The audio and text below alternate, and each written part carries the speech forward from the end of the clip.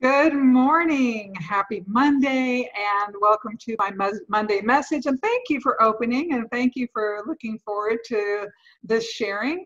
And if you do like it, I do appreciate if you hit the like button. And if you are interested in being notified when new content comes available, press the subscribe button. And if you happen to know someone who would be interested in the content, please by all means share. Okay, so November, here we are. I'm going to talk about the election, the energy of November, and get a little bit into, just touch on a little bit of December, but I'm going to keep looking at the energy weekly. So thank goodness this coming week, this compressed energy we've been experiencing is going to start to subside. It's just been a lot for everybody. I mean, we've just been trying to keep up, and there's just one thing after the other, and really intense things out of the blue have been happening for everyone, good and not always pleasant. So that cycle of those jarring events is really coming to a close, and the more we get toward the end of this week, the more we start to exhale. Now that energy, as we move into the second week of November, this is really a sweet week in a lot of ways. Not that there's still not some chaos going on about the election, which I'll talk about momentarily, but we're starting to get that smooth, blankety energy that comes about when planets go direct and things change. The momentum shift, which is what's happening. We're ending certain patterns and going into others. So I would say the second week of November is really a sweet time, not only to connect romantically, but to look for those business opportunities and to interview, and also to look for homes. It's a really good time to go out there. This will be the last really good time because what's going to be happening because of the fear that's out there about COVID. And I'm not going to get on a diatribe about that. All I keep saying is stay away from the news, be smart, be safe, don't be fearful. Anyhow, I digress. So, but as we're going to see more furor and freaking out about COVID and the numbers rising and all of that. So I think we might see some version of lockdowns and people pulling back, and so that's also going to shrink the economy, and at a time when people look forward to a robust holiday season to make their incomes and such. So I think this year will be less than stellar. It's not a crisis, but it's certainly less than stellar.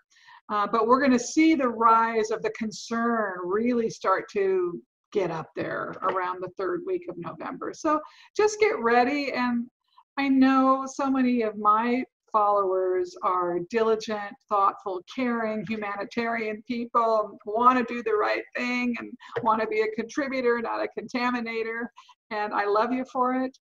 But all I want to say is don't give up your personal power, because you have your own instincts about what's right and good for you.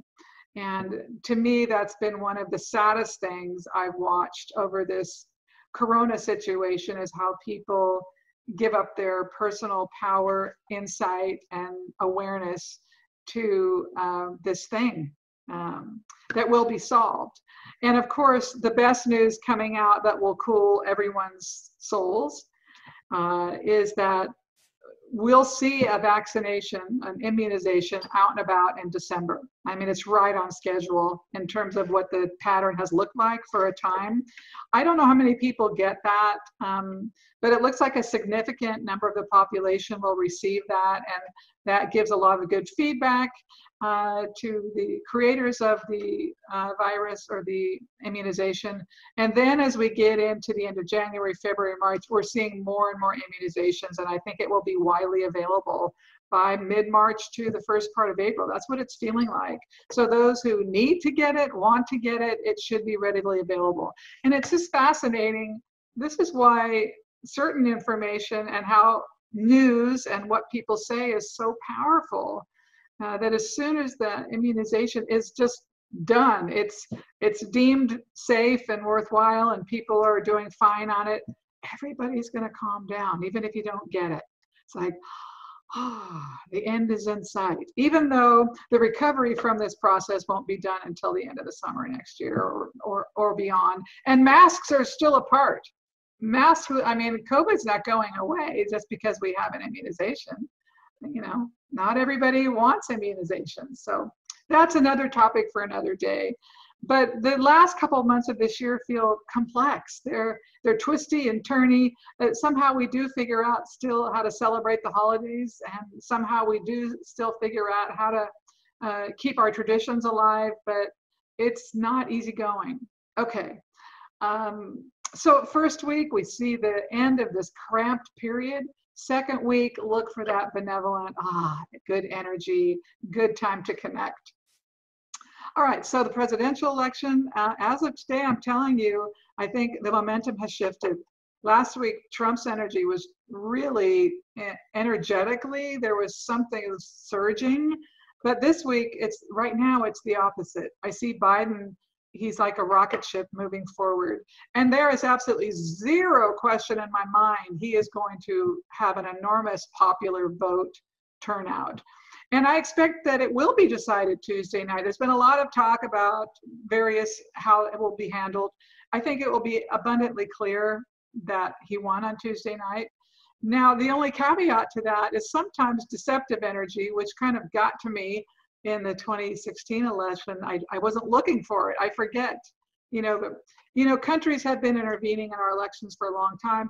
It's a new thing where the candidates actually encourage it, but that's been going on. Cheating has been going on. Voter suppression has been going on. So none of these things are new. It's just people hear about it more now.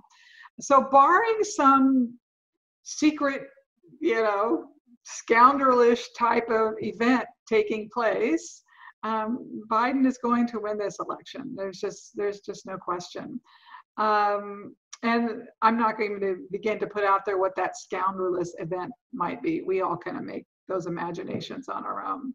So there's an aftermath to that. I don't care which side actually wins or claims ownership of winning. Somebody's not going to be happy, and it's going to take a good 10 days for that to do what it's going to do. And then we will see spotty protests and issues happening after that. So all the way up until January and then some. So, but they're not large, they're not significant. Now, let's say if Biden were to win the popular vote by 5 million and not be able to take the Oval Office, I think we might see something different. But that option or that energy pattern has really lost steam. So that's what I'm expecting. Yeah, so quite crazy times. So I will check in with you guys on Wednesday because I think it's important when any major event happens that we have a spiritual perspective. Okie dokie. Okay, guys, have a wonderful day.